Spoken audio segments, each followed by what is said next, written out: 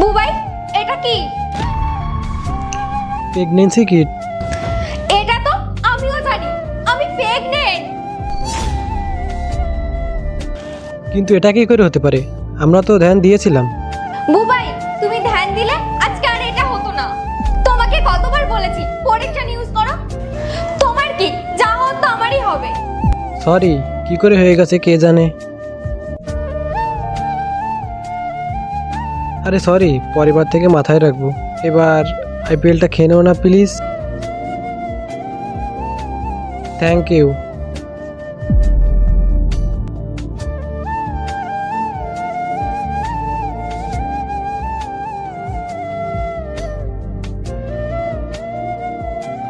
এই নাও।